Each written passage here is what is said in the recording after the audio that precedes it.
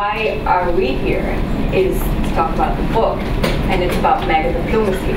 So I'd like you, first of all, to give us a little bit of a synopsis for the people who haven't read the book, what you're saying about how to run the world, and about how to compare current structure with a medieval structure, like a neo-medievalism, and then move it into sort of like, what is it that the individual can contribute? I mean, the individual is making a big difference right now, as we see in the Middle East, like the collective of the individual.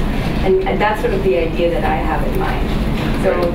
Well, thank you all for coming tonight. Thanks, Janera, for hosting. It's fun to get together and do one of these again.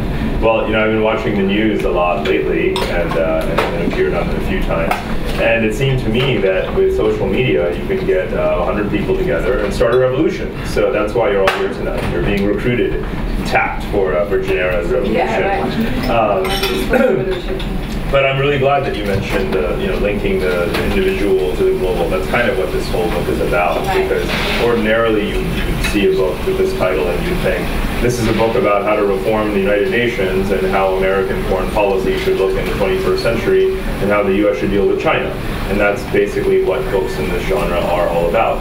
And this is meant to turn all of that 100% on its head. It's really a book about how really any community of people, whether it's a company or an NGO or a gathering of people here or a mob of people on the street, can leverage connectedness, capital, technology, whatever the case may be, and really construct their own order from the bottom up. This is a book about how to run the world from the bottom up instead of from the top down. You know that we wouldn't have say microcredit spreading around the world. We wouldn't have had the major debt relief initiative of the last decade. We wouldn't have had a ban on landmines. We wouldn't have had so many of these things if they had not come from the bottom up, from sideways. These are all movements that really began in local places and are very much defining the way the world is run today and how the rules are made. Right. Do you see a disintegration of the national identity? And then how does that work in terms of the individual? If I look around, like I have like multiple identities, exactly. And like a lot of people here, I think, may feel the same way. So if we all feel that we can identify with different kinds of nationalities, what does that mean in terms of a nationalism or regionalism? Like, how do you feel now? Well, it's amazing what's happening today. We have more countries in the world today than we've had at any time since the Middle Ages. There are new countries born all the time. Kosovo was born a year or two ago. South Sudan was born last week, for those who missed it. East Timor 10 years ago. In the next few years, Palestine, Kurdistan. We are rapidly increasing the number of physical, political communities that we have, and maybe it will continue to grow and grow. Libya could be split in two in the next couple of weeks. This will continue to happen, and that's just, again, one form of identity or one form of political unit. But we have many others, and many states aren't as important as many companies are, and many NGOs have more influence than many governments do. That in itself, that layering, a multi-layered, competitive, overlapping environment is exactly what the Middle East was like. And that was the period 1,000 years ago. You mentioned Marco Polo. That I like to call that globalization 1.0. Yes. And right now we're at globalization like 5.0. It's additive, it evolves, it gets faster, it gets thicker, it gets wider, all the time. So we need borders, but we're moving towards a borderless world. How do you see that? It's an interesting thing. When people assume that there are going to be more borders or more states, they assume there's going to be more territory to fight over and more war. There's a second half of the equation that everyone always neglects. And if you take the example of Europe, you had obviously centuries of warfare, but then after World War II, once every tribe became a nation, what did they immediately start to do? European Coal and Steel Community, European Economic Community, European Monetary Community, eventually European Union, which, yes, there are 27 states that are members of. There's 30 or so, 35 countries that are part of that European space. But it's more or less borderless. Why? Even though there's so many countries, why aren't they all fighting anymore? It's because once you're settled and secure and comfortable in the skin of your borders, you immediately move beyond it. You reach beyond it. You start to trade across it. You build infrastructure across it. Yeah, in a way. Yeah, I mean, she's talking about Maslow's hierarchy of need, and when you satisfy your basic needs, you can then move beyond them, and that's exactly what I think has happened in Europe, and it's the best role model for the rest of the world. So in Africa, let there be more countries, but the smartest thing that they start to do is to actually build bridges across them, and it's really a remarkable thing to see. So that's why the world becomes borderless, because even as you have more borders, you actually build across them. You build that borderless world. Anyway, so this is Ayesha Khanna, married to Parag. They have a beautiful daughter as well, right? Yes. Yes. Oh, okay, cool. And Ayesha just started this new organization, a think tank called Hybrid Reality. What I want to talk about is something else that happened this month on a small show called Jeopardy. I don't know how many of you watched it. Tell us what happened. But I think that was a truly historic moment. Equally historic to what we're witnessing today in the Middle East. So there were 3 contestants, and 2 of them were the most successful contestants in the history of Jeopardy. And then there was another guy called Watson. And what happened was that Watson ended up beating or thrashing the other 2 over 3 days. And what's significant about Watson was that he was actually a computer. I think that what happened with Watson was a coming out party of machine intelligence.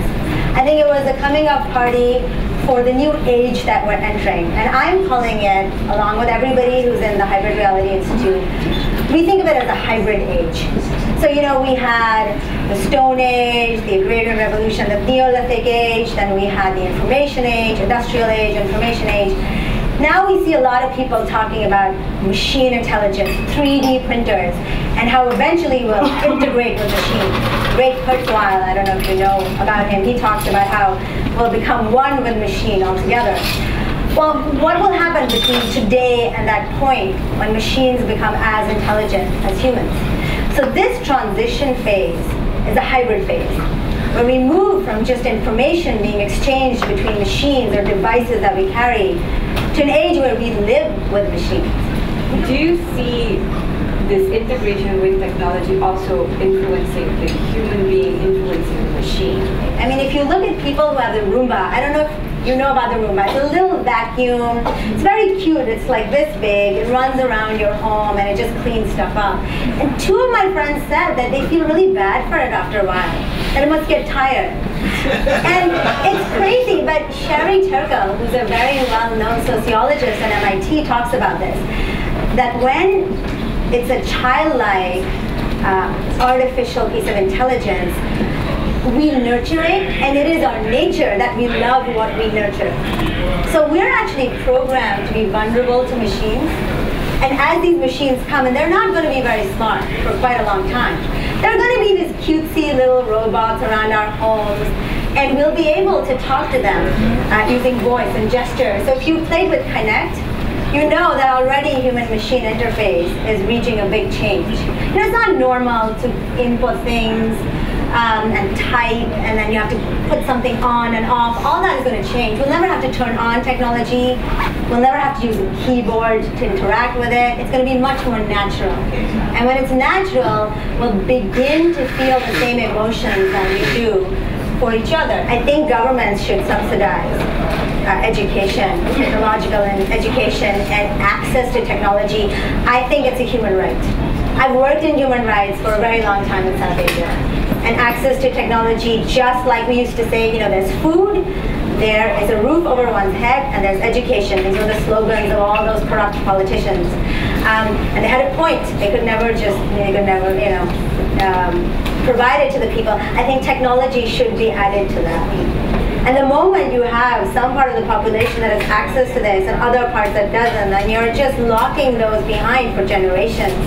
And I think governments need to take an active interest. I'll tell you which government will take an active interest. China will. China's biggest fear is that it will grow old before it grows rich. And by the way, it is growing old very quickly. And they don't really discuss it. But when these technologies come, they will subsidize these drugs and these technologies for billions of people. And then, you know, we won't have the luxury to just debate it. We'll really have to step up. Okay, great. Well, thank you. Thank you.